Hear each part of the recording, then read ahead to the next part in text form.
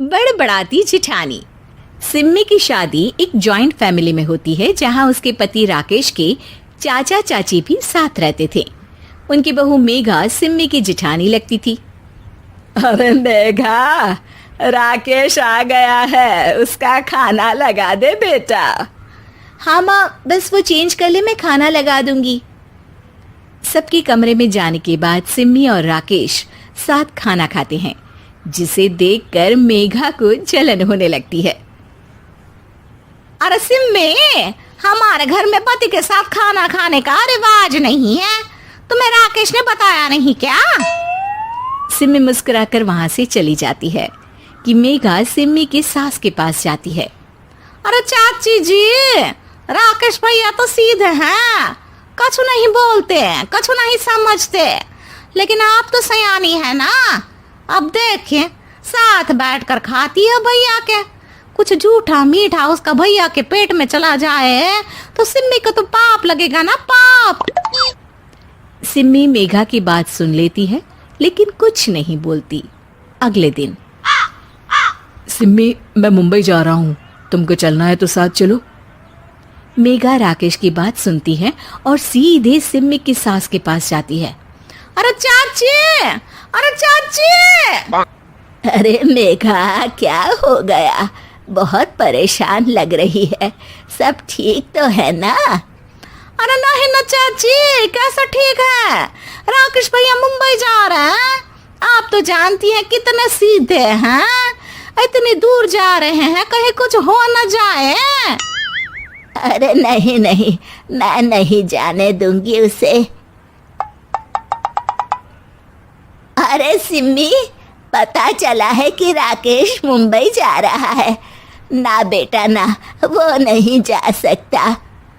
अरे माँ, उन्हें ऑफिस के काम से जाना था, लेकिन आपको तो पता है ना, उन्हीं दिनों मेरे मायके में शादी है, तो वो अपनी जगह किसी और को भेज रहे हैं। अच्छा अच्छा, तो फिर ठीक है। सिम्मी समझ जाती है कि मेघा ने सास के कान भरे हैं। वो सास से कहती है, माँ जी, लेकिन हम दोनों कुछ दिनों के लिए मसूरी जा रहे हैं। आप तो जानती हैं कि शादी के बाद हम कहीं नहीं गए। अच्छा अच्छा, ठीक है, जाओ घुमाओ।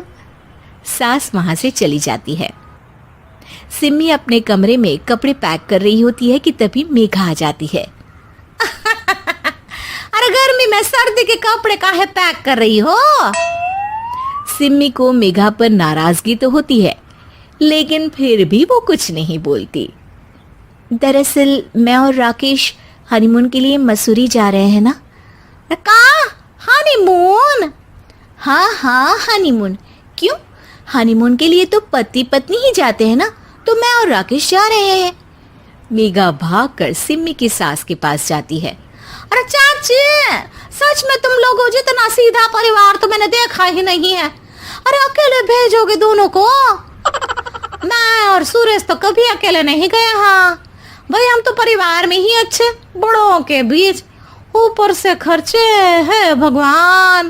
अरे चाची, पहाड़ी इलाका है, कुछ हो गया तो? सास सीधी सिम्मी को बुलाती है, लेकिन सिम्मी तो वहीं सास के कमरे के बाहर ही खड़ी थी। बस मेघा दीदी, आपसे यही उम्मीद थी। अरे बड़ी हूँ, घर के कायदे कानून तो मैं ही बताऊंगी ना। अरे तो अपने घर में रखिए ना सारे कायदे कानून। आपकी सास खुद खाना बनाती है, क्योंकि आप यहाँ आकर मेरी सास के कान भरती हैं। आपका पति हमेशा खुद खाना लेकर खाते हैं, क्योंकि आप मेरे घर में ये देखने के लिए बैठी रहती हैं कि मैंने और राकेश ने साथ खाना खाया तो खाया कैसे। मेघा दीदी, आप अपने घर और घर वालों का ख्याल रखिए। मेरे घर में ज्यादा घुसने की जरूरत नहीं है, और हाँ, मैं अपने सास और पति को संभाल लूंगी। मेघा चिल्लाती हुई वहां से चली जाती है, जिसकी आवाज सुनकर राकेश वहां आ जाता है।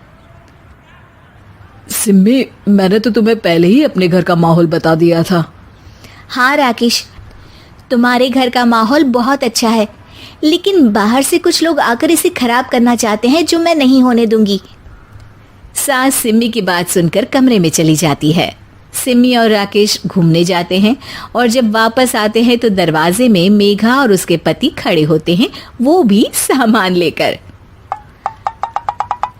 अब छोटे मर्यादा तोड़कर घूम रहे हैं तो हम काहे नहीं। अरे भाभी, तो आपको किसने मना किया है? वैसे भी 4 दिन की जिंदगी है, दूसरों के घर में ताक झाक करके बिताने से अच्छा हो मौज करके ही बिताओ।